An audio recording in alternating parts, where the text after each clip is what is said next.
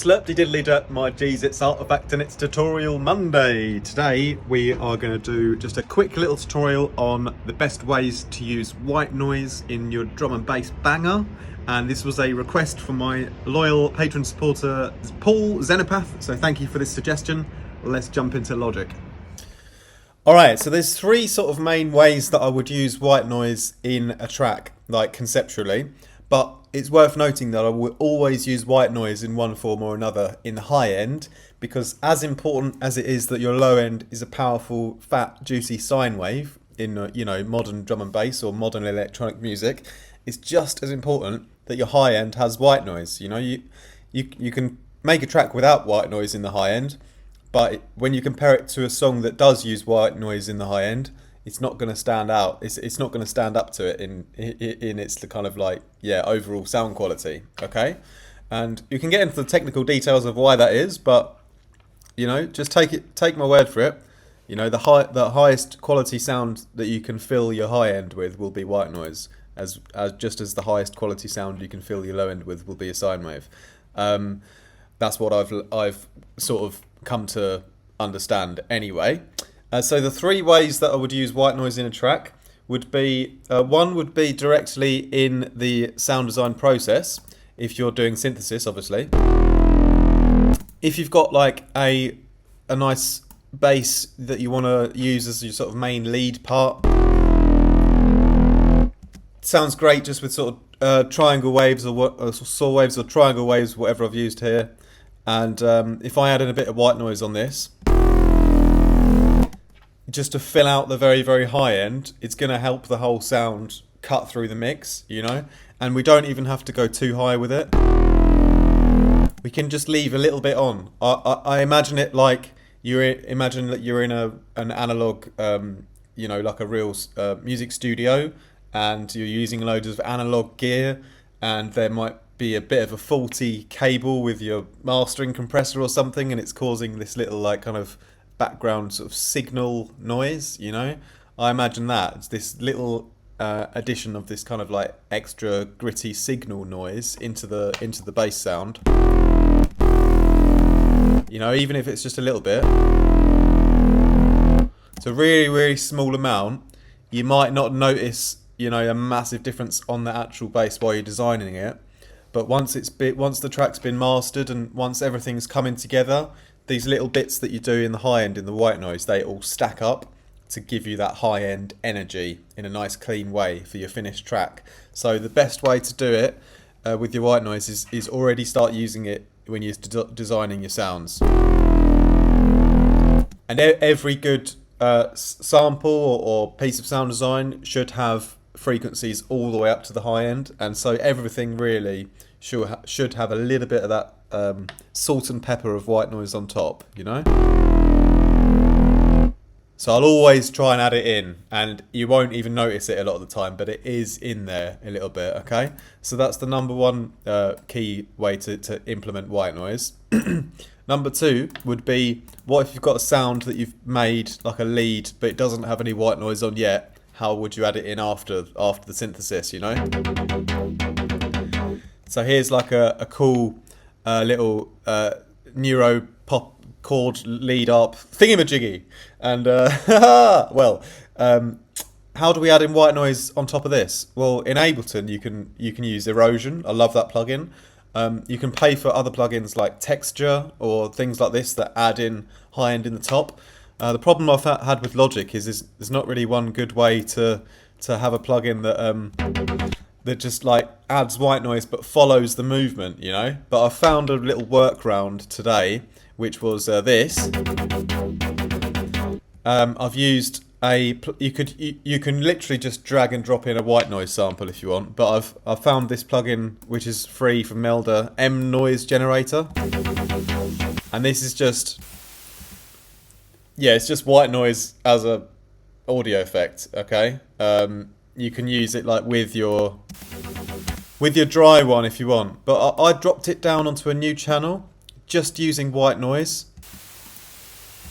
And again, really, I could just bounce that out as a white noise sample. It doesn't actually have to be have to be that exactly. The idea is just that I've got some white noise on a separate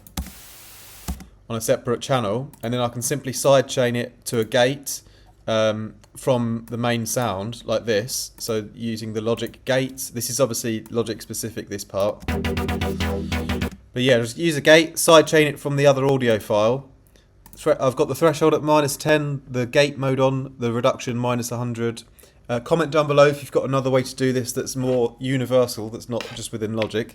It's actually one of the things about Logic that I like the least, is that I don't have a great like white noise tool like in Ableton. You've got the erosion, which I think is really great. But yeah, just adding in white noise and then adding a gate, I've been able to, you know, get that rhythm at least into the white noise that fits with the sound. And then all I could do after that to finish it up is just maybe EQ out the low end a bit. I just want a bit of that, let's say we just want a bit of that sparkle in the top and we don't want it to be too noticeable. Okay, we just take it down in volume a bit. So there's something up there now, and then, you know, I could bounce those guys out together. This is my favourite thing about Logic, which is not so easy on other softwares, but this hasn't really worked.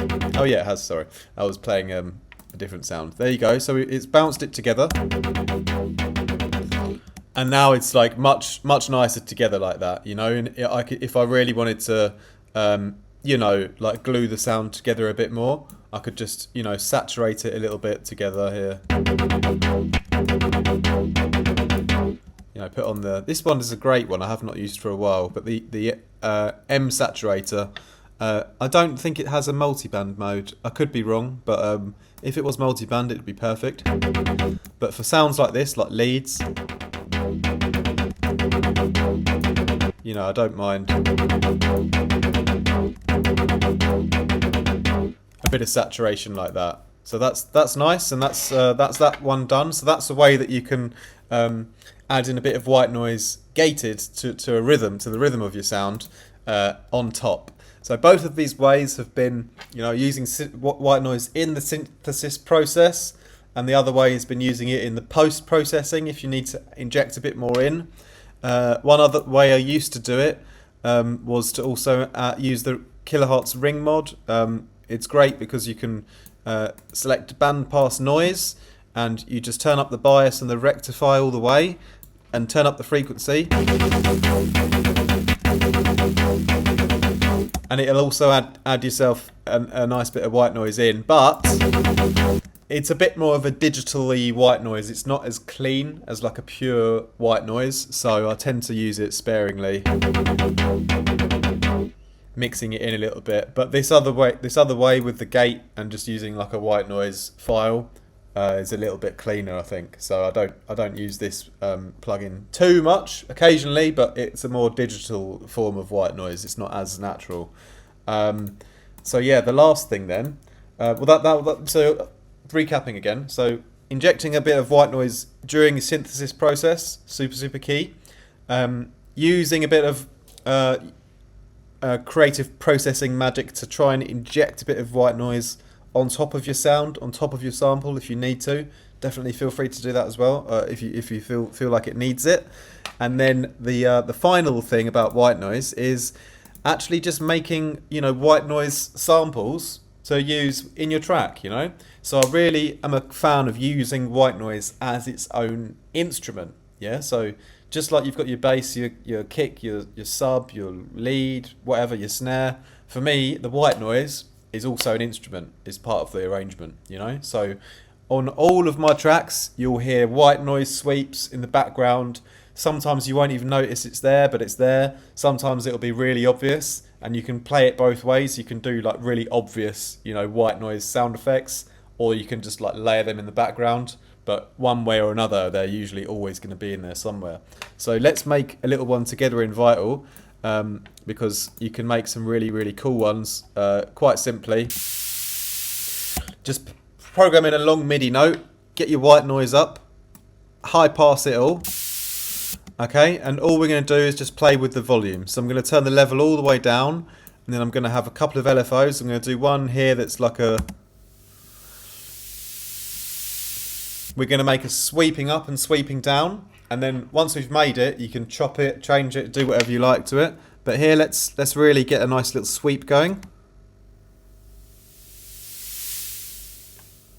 Okay, and then I want to add a flutter effect as well. So I'm going to add a new LFO on the level again. Don't worry, if you can have more than one LFO on the level, it's not going to crash your computer. This one we'll put the seconds mode on, so we get a nice little tremolo effect. Okay, I like that, but I want the speed of that to change. So I'm going to use the LFO1 to modulate the speed of this here. So let's try the other way as well. We can really go either way. I think I might stick it this way around.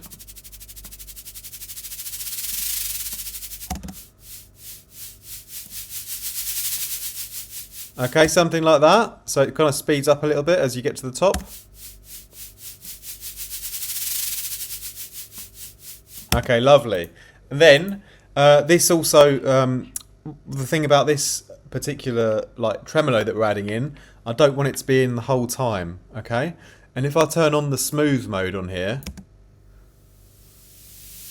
it's going to basically render that LFO sort of turned off. So what I can do is also put the LFO1 on the smooth mode here, and then I can have it coming up just as we get to the top of our main kind of rhythm, main sweep, you know. So we just have a little bit of a flutter right at the top here, you know, by having the smooth all the way up to begin with, so it's off. Then putting the LFO on it to bring it back so the smooth comes off. And as the smooth comes off, when the LFO1 gets to the top, we'll get that flutter effect coming in, and then the smooth will come off again. Okay, so that's one way to add a bit of nice extra movement in there. I just want to tweak that a little bit, and then I want to take this one down a bit here. Okay, so that's wonderful, wonderful, wonderful stuff for me. And then the other thing I'm going to do is just to also give the white noise a bit of extra flavour, is we're just going to chorus it and reverb it a bit, set it into the background a little bit, give it a nice long tail.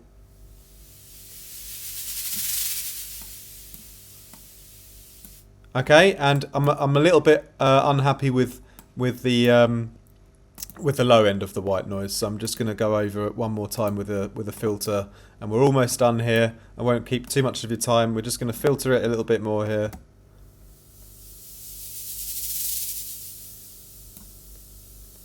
Okay, really, really nice. I'm not a big fan of the end of it. You know, I feel like it stays on a bit too long. But at this point, you know, I'm done with Vital, and I can just do the rest of the edits in audio. And we've got a lovely white noise file which we can chop up different parts of, repeat in different parts of your track.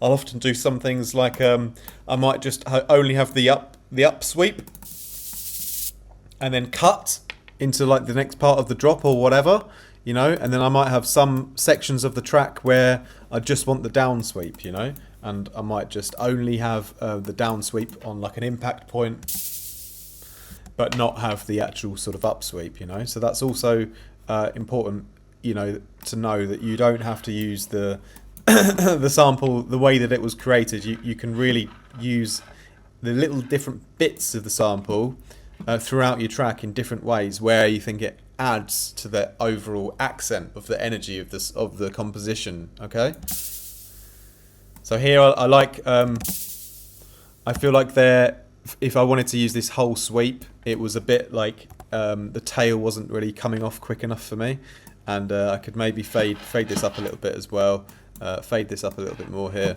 and then that might be a little bit of a nicer dynamic here. Yeah, so for me that's more of a perfected sweep sample, you know. I've got it close enough in Vital, and then just finished off the dynamics of the sound through just a bit of post-processing with the fading. Okay, So yeah, really, really nice. So those are the main like three ways that I typically use white noise. I'm trying to think if there's any other ways that I use it, but I think those are the three key ways, or always directly in the synthesis process, getting a bit of white noise into your sounds to give them that high-end modern edge. Secondly, adding some white noise into your post-processing on some of your sounds if you've made them and they don't have enough white noise in. Finding creative ways to add that white noise naturally in on top. Using some Foley in the high end as well is okay sometimes. Using a bit of convolution in the high end is okay as well. But if you just want pure white noise, getting an actual white noise sample, gating it to the original through a sidechain, or using erosion in Ableton, for example, or you can buy one of these more fancy plugins like Texture that have it built in and do it all for you. I have never bought that one, but it looks great. If you guys have any other recommendations, particularly free plugins that we can use, so anyone around the world who's not who doesn't have a budget for production tools can also have a play with it, then feel free to leave us a comment down below, because I'm genuinely really interested in what another great way or great plugin to use could be to inject white noise on top of a pre-existing sample that doesn't have enough of it. So if you've got any good ideas, leave a comment down below. And then thirdly, creating these lovely little white noise sweeps in Vital or wherever in the post-processing as well. You can use the LFO tool to add tremolo into the sound as well, panning if you want. But yeah, creating your own white noise sweeps and placing them throughout your track is something I've always done and will always continue to do. So I hope that was a helpful little tutorial for you guys today. Thank you guys for watching. If you're new to the channel, really, really appreciate a like and subscribe. If you're not new to the channel, always feel free to leave your comments down below. I will read them all and try and get back to all of you. And those of you who don't know, I'm actually a production teacher. I think most of you know this by now, but I do one-on-one mentorship. I teach classes pretty much every day, Monday through Saturday. Have an automatic time zone you can book in on my website. It'll sync up to your time zone. If you find any slots in the calendar on the website, feel free to book in a session, and I'll be happy to help you along your journey, whichever way that I can best. And also, I have mastering services available. If you want some human mastering with feeling, then just send me an email. The links for that are down below. And what more? Presets are available on my website as well, synth presets, mostly Vital and Phase Plant. They are just the two synths that I have found to be the best in my opinion. Not to discredit any others, it's just the ones that I'm most comfortable with. And last but not least, I also have a new drum and bass record label that I need all the help I can get with to set up. So if you want to help out with that, you can just drop us a follow on SoundCloud or Instagram. Our Instagram page is Artificial Music with a 1, and SoundCloud as well, Artificial Music with a 1. We've got some great artists on there, many of them former students of mine. I drop my own tracks on there as well, and we really want to just create this label to be a platform for people to push their drum and bass to the maximum and increase their creativity and try and do some new, weird and unusual stuff with the music that we love to keep it fresh and interesting. And it's not really it's more of a passion project for me at the moment. So it's just a lot of fun to have some of these guys dropping some tracks on the label. I've really enjoyed it so far. So thanks everyone who's been a part of it, and I hope we can continue to grow. All right, thank you guys. Have a great rest of your day. Peace out. Much love.